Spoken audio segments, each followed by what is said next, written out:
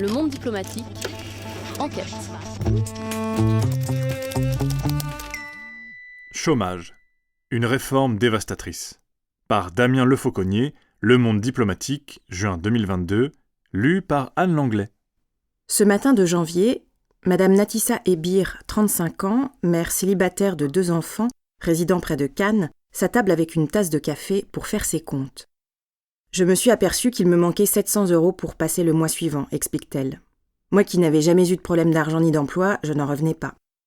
En l'espace de quelques semaines, la jeune femme est passée d'une vie confortable à des revenus la situant sous le seuil de pauvreté. Il lui est devenu impossible de faire face à toutes ses factures avec un loyer de 800 € et un crédit pour l'achat de sa voiture de 200 €. Madame Ebir travaille comme extra dans l'événementiel. Elle vient habituellement en renfort, mais la crise sanitaire l'a privée de mission durant de longues périodes.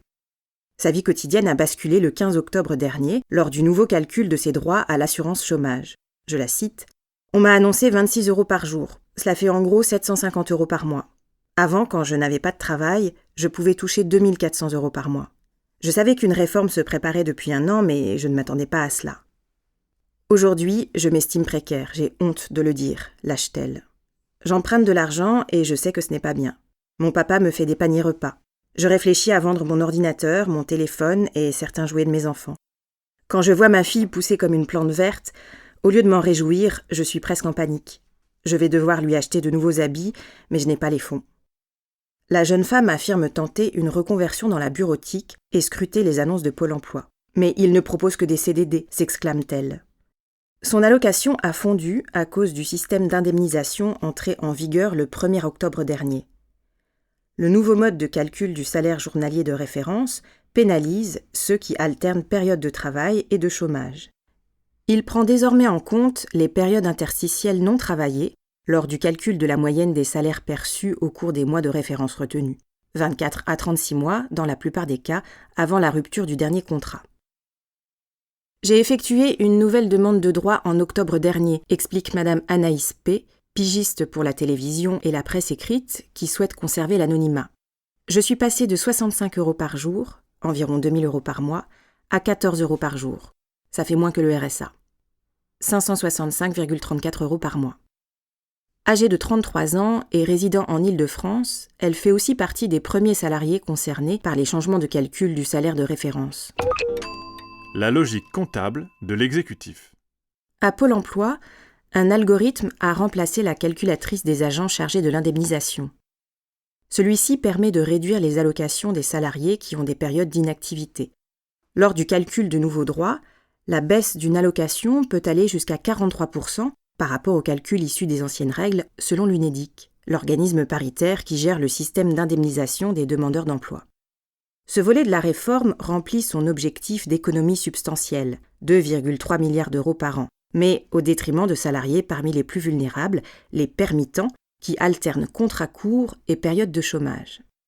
J'ai un exemple éloquent, avance Madame Valérie Collin, agente d'indemnisation Pôle emploi en Île-de-France, syndiqué Sud, rencontrée à Paris. Celui d'une avocate qui avait un taux de 56 € par jour, 1736 € sur un mois de 31 jours. Avec la prise en compte d'une période d'inactivité de plusieurs mois, elle est tombée à 29 €, 1073 € par mois.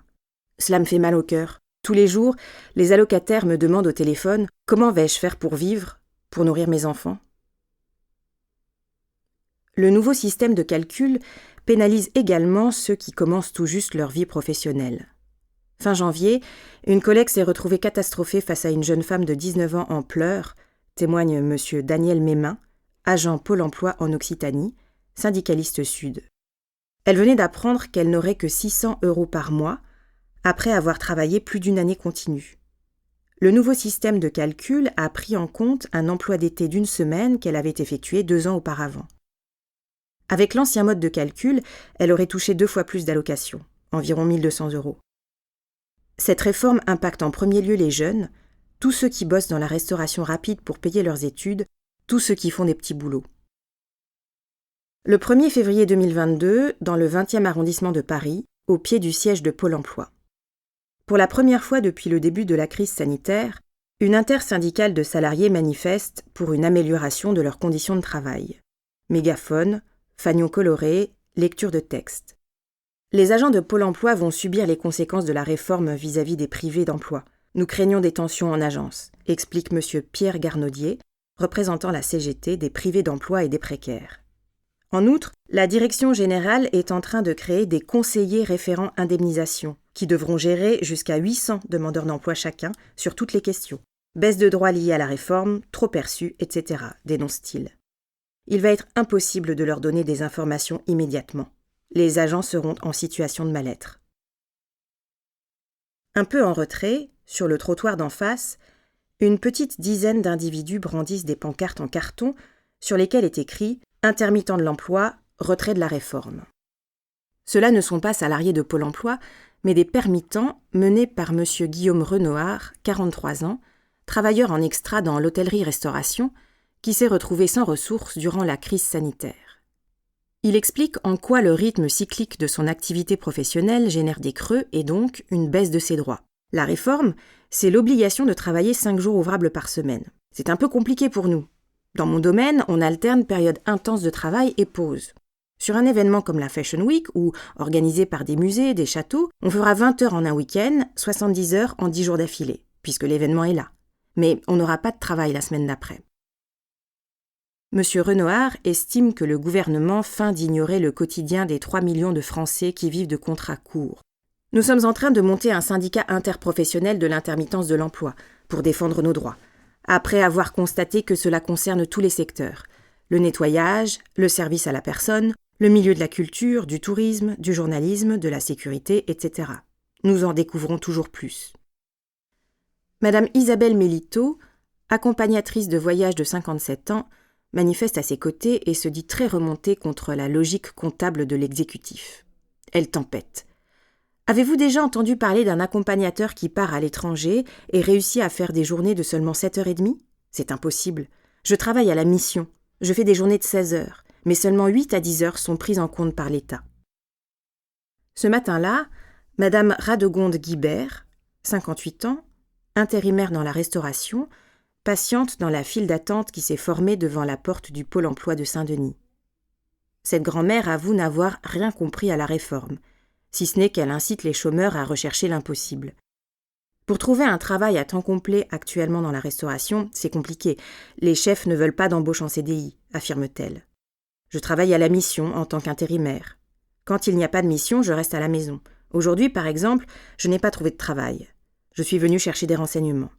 Au niveau financier, cela m'inquiète. J'ai 500 € de loyer, je travaille entre 10 et 15 jours par mois et je touche en moyenne 900 €. Cette dernière réforme s'accompagne de sanctions financières à l'encontre des entreprises qui, selon le gouvernement, ont un recours excessif aux contrats courts. Un bonus-malus doit moduler le taux de contribution patronale en fonction du nombre de fins de contrat de travail ou de missions d'intérim rapportées à l'effectif de l'entreprise. Ce dispositif ne sera appliqué qu'à partir du 1er septembre 2022. Des patrons s'inquiètent des conséquences tant des pénalités pour les entreprises que de la précarisation du personnel. Si on ne peut plus faire appel à des extras, notre métier disparaît. Cela entraînera de telles charges supplémentaires qu'on sera obligé de vendre à des prix exorbitants, estime M. Éric Louis, traiteur à Avignon, spécialisé en organisation de réception et dont le chiffre d'affaires atteignait 11,2 millions d'euros en 2019. Je le cite. « Notre activité est en dents de scie. Par exemple, en février, nous ferons notre chiffre d'affaires sur une seule semaine à cause des vacances. L'activité peut aussi être concentrée sur 2 jours. Le premier week-end de juillet, j'ai besoin de 350 personnes. J'ai 57 salariés en CDI, mais quand j'ai un congrès et plusieurs matchs en même temps, je fais comment ? Nous ne sommes pas un restaurant ou un hôtel, des entreprises capables de jouer sur l'annualisation du temps de travail. » En mars 2020, naissait le syndicat patronal des activités événementielles qui rassemble aujourd'hui 400 entreprises du secteur. Il y a moins de mariages en janvier qu'en juin, cela n'a échappé à personne. Donc il faut accepter une flexibilité du travail, constate, non sans ironie, M. Cédric Angelone, son président. Les malus sur les contrats courts ne feront que rendre plus cher leur embauche. Ce n'est pas vertueux.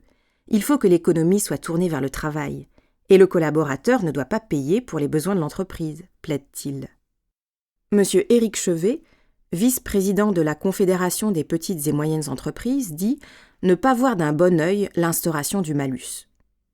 Les fédérations professionnelles concernées étaient prêtes à travailler sur ces sujets-là, mais on les a mises dans l'entonnoir comme les demandeurs d'emploi dans les nouveaux calculs. C'est typiquement français. De la taxation, de la sanction. On ne sait faire que comme ça, se désole-t-il.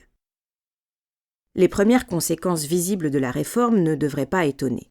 On pouvait déjà en prendre la mesure dans l'étude d'impact de l'UNEDIC du printemps 2021.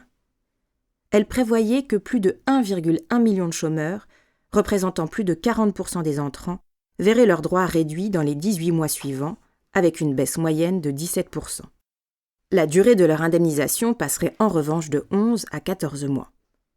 L'allongement de 4 à 6 mois de travail comme condition minimale d'affiliation devrait, lui, conduire à retarder l'ouverture de droits de moins d'1 an pour 285 000 personnes et d'1 an ou plus pour 190 000 autres.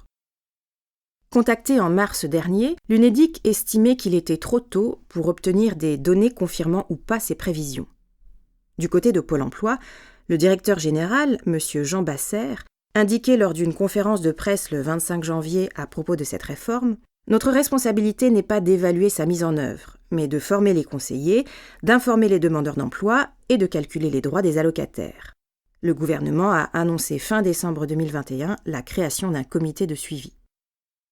Le site de Pôle emploi présente néanmoins des informations intéressantes. On apprend par exemple qu'au troisième trimestre 2021, 3 48 200 demandeurs d'emploi étaient indemnisés, un nombre en baisse de 9,6% sur un trimestre et de 5,8% sur un an. Ces statistiques pourraient conforter l'idée d'une baisse notable du chômage en 2021, argument avancé par le gouvernement pour appliquer la réforme. Mais il faut d'abord s'interroger sur le devenir des demandeurs d'emploi sortis de l'indemnisation. Ont-ils retrouvé du travail ? Sont-ils tombés dans les minima sociaux ? Monsieur Christophe Vanier, 47 ans, résident en Bretagne, privé d'emploi depuis le début de la crise sanitaire, fait partie de ceux qui ne touchent plus d'allocations depuis l'an passé. Il a suivi une formation à la va-vite. « Avant, j'étais maître d'hôtel », confie-t-il. « Je gagnais environ 2 500 € net par mois. Ma carrière est brisée. Depuis l'été dernier, je m'occupe de la sécurité incendie d'un hôpital, en CDI, mais au SMIC. Je suis au plus bas. Même quand j'ai commencé à travailler, je n'étais pas à ce salaire. Je suis malheureux dans ce que je fais. » Avant le Covid-19, Madame Marie-Noël T, 59 ans, était guide conférencière indépendante et facturait ses services par le biais d'une société de portage salarial. Contrairement à Monsieur Vanier, elle n'a pas trouvé d'emploi fixe. Mère célibataire avec un enfant à charge, elle est devenue gardienne de jardin public à Paris, en contrat à la journée. Elle réussit à gagner 900 € par mois. « Avant, je pouvais toucher 1 500 € de chômage », raconte-t-elle. Aujourd'hui, c'est 750 €. Si mon travail actuel s'arrête, j'aurai peut-être droit à 400 € sur la base de ce que je gagne. Le plus cruel est qu'on a déjà un genou à terre à cause du Covid. Et la réforme nous met le 2e genou à terre. Et la tête sous l'eau.